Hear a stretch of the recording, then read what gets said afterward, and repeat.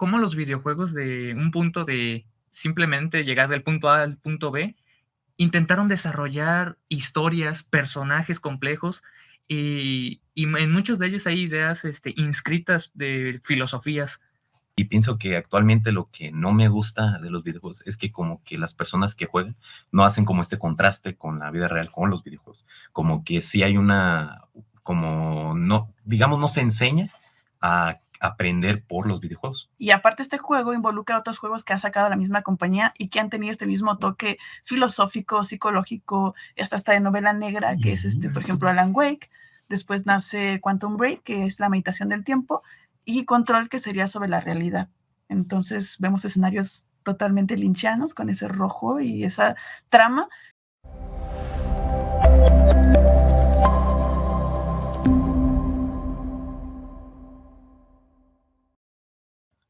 Hola, ¿qué tal amigos de Saber Más Radio y Saber Más Media? Es un gusto, como siempre, que estén con nosotros en este programa de la revista Saber Más, revista de divulgación de la Universidad Michoacana de San Nicolás de Hidalgo. El día de hoy tenemos un tema, pues de esos bien bonitos y polémicos. Seguramente todos ustedes han escuchado, han jugado o han visto jugar videojuegos. Yo soy de la época del Pac-Man y de una bolita que salía y saltaba de un lado a otro, y el Pong se llamaba, y ese tipo de juegos, ¿no? De Arcadia o algo así les llamaban, ¿no? Muy simplotes. Ahora vemos nosotros los videojuegos y son escenarios cuasi cinematográficos. También hemos visto una tendencia al crecimiento de los videojuegos. En mi época, pues un videojuego era algo que muy pocos tenían. Y cuando le compraban un Pong, pues se hacía, o un Pac-Man, se hacía el más popular de la escuela o de la colonia. Íbamos a su casa y jugábamos, tin, tin, tin, cosas así, ¿no? El mismo Mario Bros. Y anexas, así se jugaban. Después se fueron sofisticando, al grado de que ahora es una industria, pues, archimillonaria, y que está provocando que otras industrias volteen a verla, ¿no?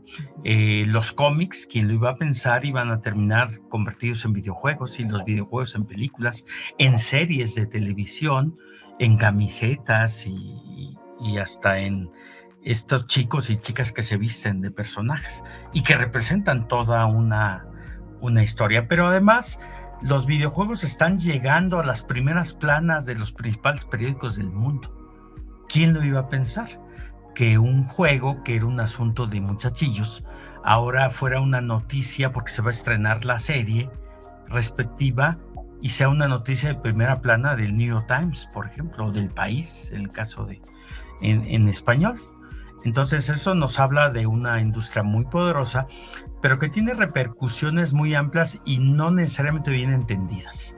La mayoría de nosotros hablamos pestes de los videojuegos, los culpamos de casi cualquier cosa. Si el estudiante no estudia, pues no es porque no le gusta mi clase, sino porque se la pasa jugando videojuegos.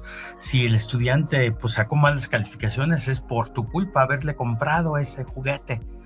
E incluso castigamos a los niños escondiéndoles sus juguetes.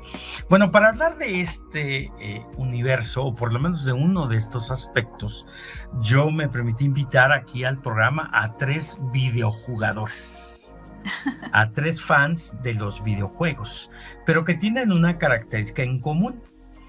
Estudiaron o estudian casi a punto de terminar, ¿sí?, filosofía. Y uno supondría que los estudiantes de filosofía pues son bien reflexivos y todo lo pasan por el filtro del razonamiento y de la argumentación.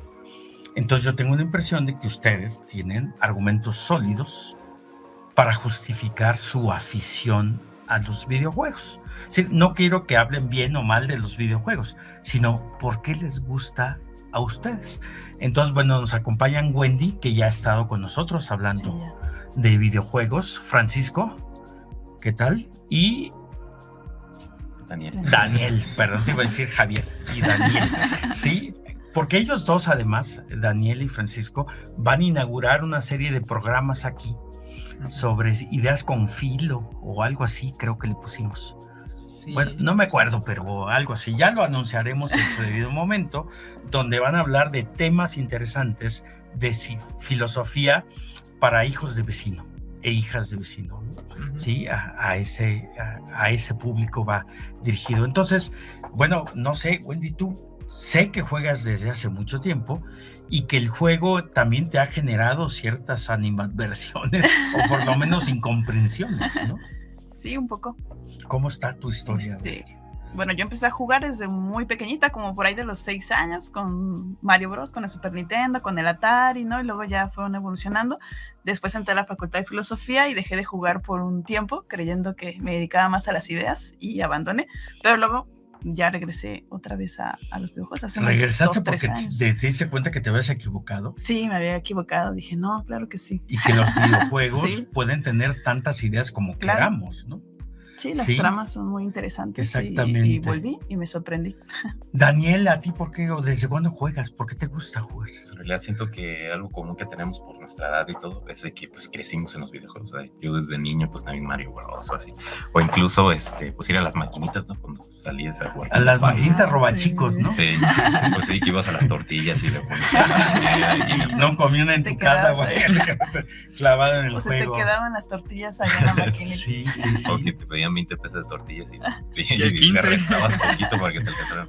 No, pues sí, uno creció en esos ambientes. Entonces siento que como uno que estudia filosofía, pues como bien dice Horacio, que pasamos todo con esa vista de filósofos. Entonces uno pues creció allí, pues es como jugar ahorita un videojuego, eso, pues es prácticamente analizarlo con esos ojos y como que meterte Sí, en esos discusiones, Pero a ver, ¿no? pero eso es a posteriori. Es Ah, decir, sí. tú empezaste por una cuestión puramente sí. lúdica.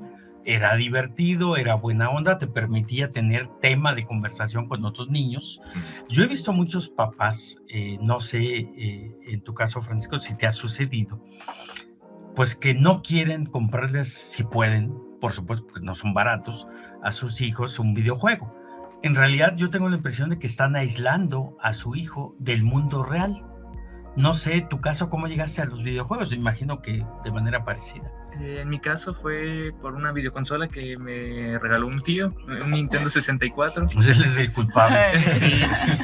Sí, y yo tengo 2 hermanas y eran de esas consolas que se pueden jugar hasta 4 jugadores y duramos tiempo bastante jugando entre nosotros. Pero lo que yo sí noté en común, y creo que todavía sigue muy arraigada esta idea de que los videojuegos es como algo negativo, que es una pérdida de tiempo, que simplemente es una distracción, que no les da nada de provecho. ¿Y no es así?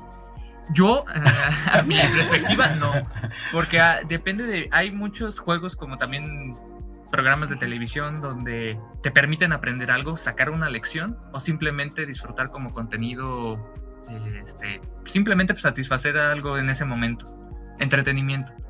Y al igual que ellos, a mí lo que me pasó fue que uno jugaba con los videojuegos porque pues eran entretenidos, eran historias sencillas, o a veces ni las cuestionabas, uno solo jugaba y pasar niveles.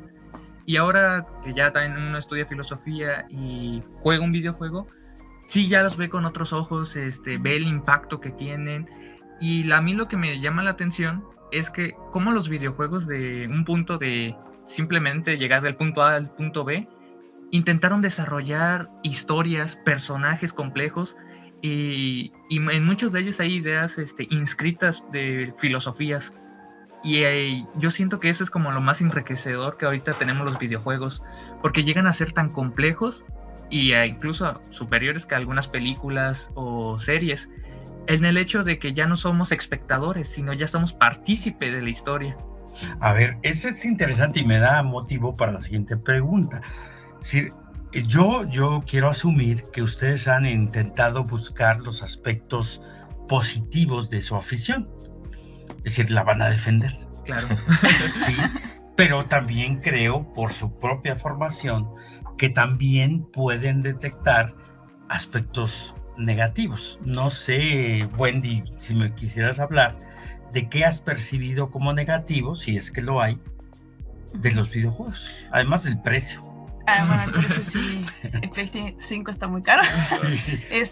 Bueno, yo creo que un aspecto negativo que persiste y se está luchando es el tema de la inclusión, tanto de personajes femeninos protagonistas como pues de la comunidad LGTB, ¿no?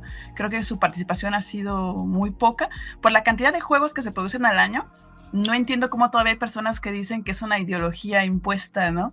Porque son muy pocos los personajes que se mueven en este circuito, donde las protagonistas sean mujeres. Y creo que es muy importante tener referencias de mujeres en los videojuegos. Entonces, sí, como en todo en nuestras sociedades patriarcales, pues está contado a partir de una mitad de la población.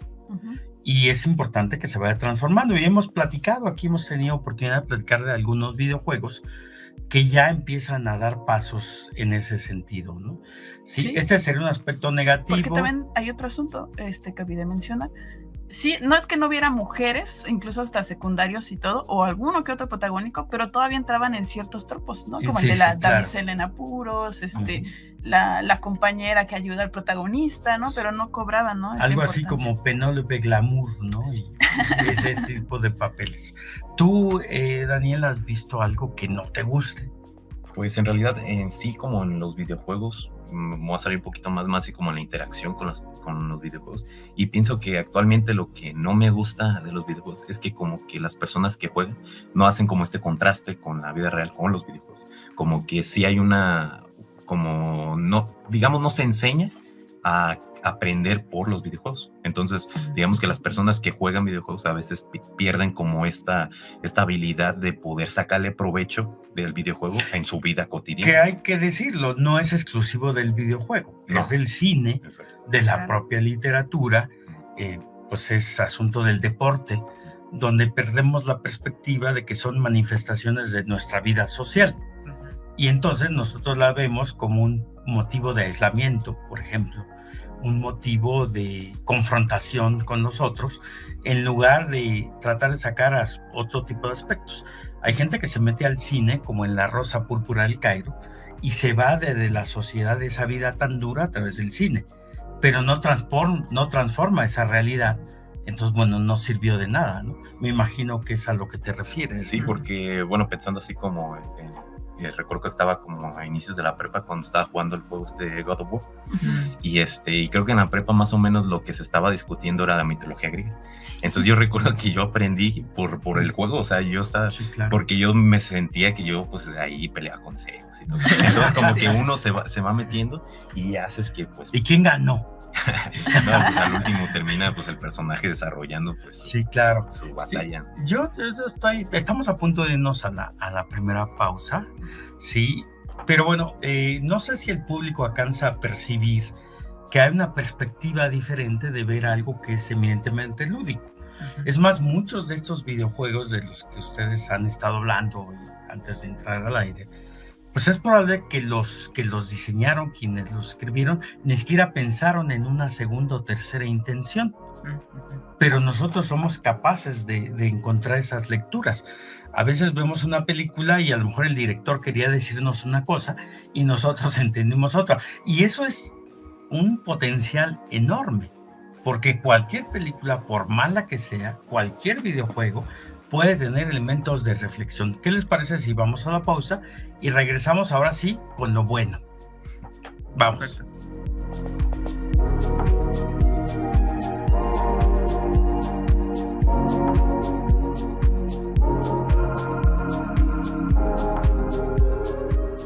Muy bien, amigos de Saber Más Media y Saber Más Radio, qué bueno que se quedaron con nosotros.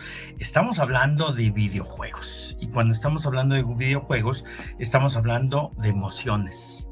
Sí, me resulta interesante, me resulta aventurero, me resulta sumamente subyugante, me resulta dramático, en fin, todo aquello que entraña emociones. Y sabemos nosotros que todo lo que implica emociones es altamente atrapante, es altamente adictivo.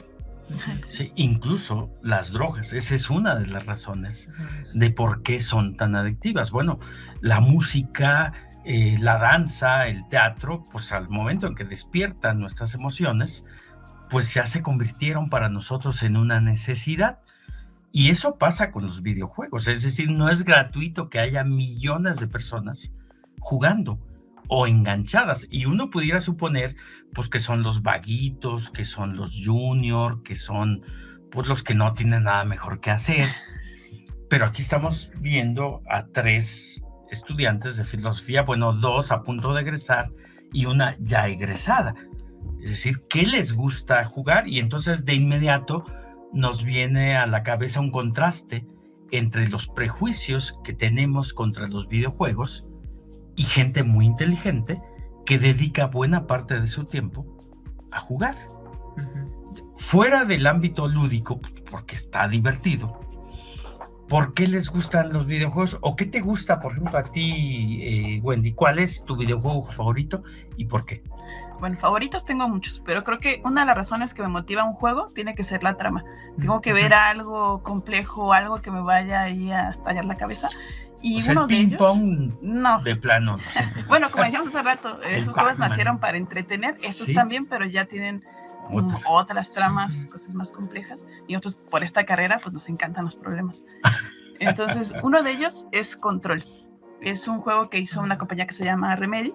Entonces tiene muchos toques lynchianos, habla también sobre el tiempo, es muy cinematográfico, se cuestiona la realidad, y bueno, el personaje principal es una mujer, ¿no?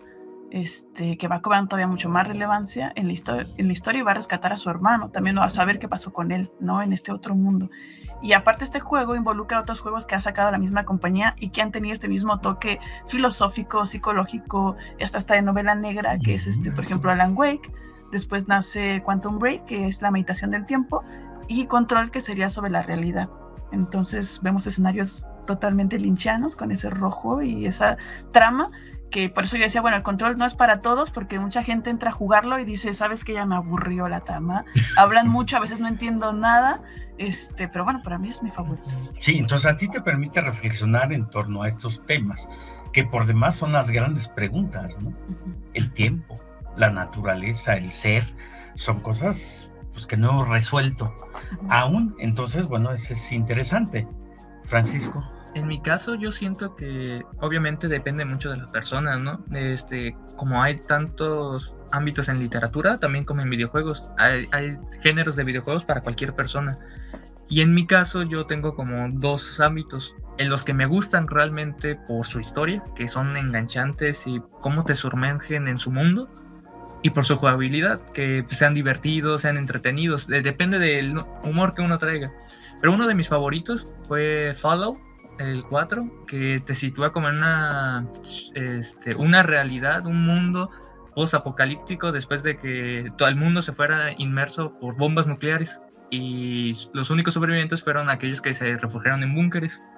Y es como el protagonista sale de este búnker y tiene que ver este nuevo mundo completamente distópico y cómo intentan reconstruir lo que antes se tenía. Y a mí me encanta ese juego porque te invita mucho a explorar, perderte en el yermo se le llama, explorando, buscando suministros, porque tú puedes hacer tu casita, puedes tener hasta tu propia villa y contratar personas y ir avanzando. Otros también que a mí me gustan mucho son los de The Legend of Zelda. Siento que sus historias son muy pues místicas, pero muy bonitas, te cuentan, aunque sencillas, te cuentan algo. Y también me gustan mucho ese tipo de juegos porque hay puzzles. Te metes una mazmorra, necesitas encontrar una llave y necesitas resolver un acertijo. En mi caso serían ese tipo de videojuegos. Muy bien. Daniel. Bueno, pues yo en realidad actualmente no soy un jugador de videojuegos así muy acá como activo. tales sí, personas. Sí, es verdad, no soy muy activo. Ya, pero yo actualmente como que sí, cuando juego un videojuego, sí, a veces lo hago de manera lúdica como para salir pues de la presión de la escuela. Que es perfectamente lícito. Sí, creo que mucha gente que yo conozco sí es como de que siempre está un videojuego, pero pues a veces sí es de manera lúdica. Pero aún así de manera lúdica yo a veces como que pues me atrapan cosas, como que yo digo, a ver qué está pasando. Y a veces son dilemas pues como éticos que yo he encontrado, como en el caso de que se puso muy de moda el Call of Duty móvil, ¿no? Donde estás jugando. Y lo que me como que me hizo ahí medio espinita fue que es en línea, ¿no? Estás interactuando con muchas personas del país, de otros. Entonces, como que incluso ahí como que hay dilemas que como esto de las censuras, ¿no? De qué sí puedes decir, cómo tratar a la persona en línea, ¿no? Porque a veces cuando es en línea, pues parece como que te puedes desatar. Entonces, como que yo a veces sí me atrapaba mucho eso, como decía, bueno, es que hay personas aquí, cómo se maneja esto, ¿no? De una ética en un videojuego en línea, y más por la cuestión esta de que actualmente, no sé si habían visto la noticia del metaverso cuando se lanzó la prueba beta. Empezaron las primeras críticas de que hubo hasta incluso una violación en el videojuego, que uno diría, ¿cómo ocurrió una violación en un videojuego? Pero en un juego en línea, pues había personas que pues sí, o sea, llegaban al personaje y pues como que hacían como señas ahí, entonces como que la persona que estaba siendo atacada, pues sí sentía como eso, aunque era en virtual, pero aún así como que hay una conexión entre el mundo físico, digamos, pero lo que me están haciendo en el personaje. Entonces como que esas ideas siempre me han parecido como ahí, pues que se merecen una discusión filosófica, y pues incluso en el derecho, ¿verdad? Que también haya como una tipo de aplicación ahí, entonces esto es como... Exactamente, sí, fíjate, esto que me cuentan es otra perspectiva de los videojuegos, que a lo mejor los enemigos no alcanzamos a detectar, no alcanzamos a reflexionar, que como la literatura tiene muchos elementos de reflexión, de toma de decisiones, de gustos, por supuesto, de entretenimiento, es decir, todas estas son capas que todas son lícitas, pero no voy a salir yo leyendo una novela de un asesino serial y buscando a quién le corto el pescuezo. Es decir, es algo que la gente no tiene muy claro y le da mucho miedo. Yo supongo que ustedes, así como los veo, pues no tienen cara de fascinerosos, ¿no? Que anden cometiendo fechorías. O en algún momento les han dado ganas de salir y reproducir lo que ven ahí o afuera. A ver, no sé quién nos puede hablar un poco de esto, porque ese es el temor de los papás. Ese es el temor, y realmente el problema yo creo sería en las partes éticas, como mencionaba Daniel, ¿no? Donde ciertas fobias, está bien que haya cierta libertad en los juegos para explorar hasta ciertas violencias, pero otra cosa ética sería que las mismas fobias sociales y las mismas discriminaciones se trasladen allá. Y entonces, ¿cuál va a ser la forma de monitorear este tipo de conductas? Sí, claro. En mi caso yo diría que en sí los videojuegos no son el problema. Muchas veces también, o son los papás, en el sentido de hay clasificación de videojuegos para todo público, que sean como infantiles, pero también si tu hijo te está pidiendo un juego que es mayores de 18, pues no se lo vas a comprar. Tiene 7 años, pues ajá, y si se lo compras, pues sí puede alterar un poco, pero es que también siento que sí podemos distinguir la ficción de la realidad. Claro. El problema es que queramos trasladar todo lo que estamos viendo, o nos hagan ver que eso es lo que sucede. No, si juegas por ejemplo GTA, lo vas a andar robando, vas a andar matando, cosas así, gente en la calle. Sí, claro. Pero es que también no ignoran en sí, estando el videojuego, ¿no? Vivimos en una sociedad sumamente violenta. En el caso de México es muy distópico. La culpa no son los narcocorridos, la culpa es una realidad muy complicada, donde los narcocorridos son el producto de, no la causa. Y con los videojuegos o la literatura pasa lo mismo, ¿no? Exactamente. Son simplemente manifestaciones de una cultura que está viva. Sí, ahora hay un aspecto positivo, decías tú, Daniel, me permite reflexionar en torno a conflictos. A ver, es una violación en el videojuego, pero también me pone en la situación de qué haría yo en esa condición, cuál sería mi conducta, cómo apoyaría a tal persona o la culparía a tal persona, qué significa que yo la victimizara más allá de esto, es decir, me obliga a reflexionar en torno a lo que estoy haciendo. No sé, ¿ustedes recomiendan que los papás o los tutores se echaran una miradita del juego de sus hijos? Es decir, que intentaran más allá de calificar, pues entender qué es lo que está sucediendo ahí y conversar. Sí. Yo creo que es como en el cine, como en la literatura también, ¿no? Qué libros son para quién, ¿no? Que sí haya como, a lo mejor quizá no una prohibición, pero sí una explicación a alguien que está al tanto de cómo va percibiendo la realidad que está enfrentando ahí. Y esto puede motivar una conversación, ¿no? Sí.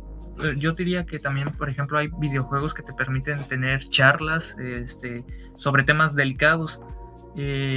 Hay un caso de un videojuego que se llama Undertale, es indie, donde pues, hay presentes valores éticos y filosóficos, el del bien y el mal.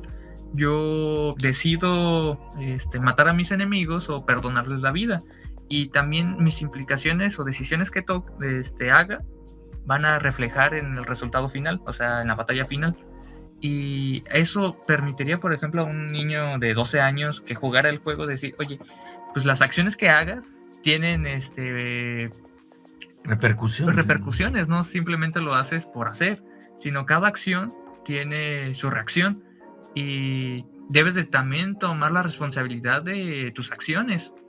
Y o sea, se aborda este tema con un videojuego.